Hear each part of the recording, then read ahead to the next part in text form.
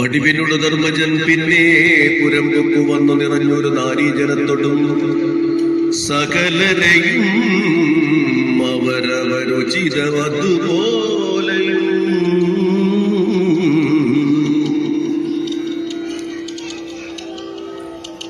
സർവവും തൃപ്തി വരുത്തി അയച്ചിതു വിനയമോട് ധർമ്മജൻ തന്റെ ബന്ധുക്കളെ വാസവും ചെയ്യിച്ചു സൽക്കരിച്ചിടുവാൻ അത് പൊഴുതു മാധവൻ ധർമാത്മജൻ തന്റെ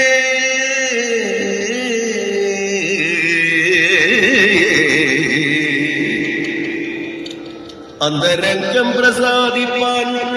യദുക്കളെ വടിവിനോട് യാത്രയാക്കി പിന്നെ മാധവൻ വാണിതു ധർമ്മജ മന്ദിരേ കേൾക്കടോ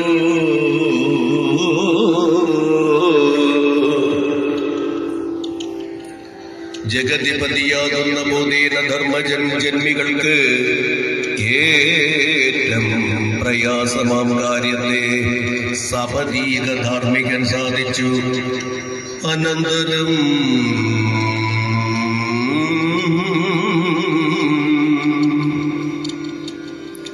ധർമ്മജൻ പിന്നെ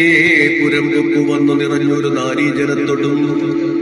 സകലരെയും അവരവരുചിതമതുപോലെയും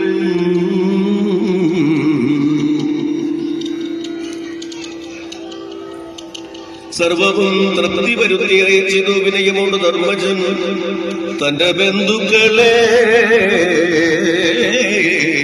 വാസവും ചെയ്യിച്ചു സൽക്കരിച്ചിടുവാൻ അത് പൊഴുതു മാധവൻകളെ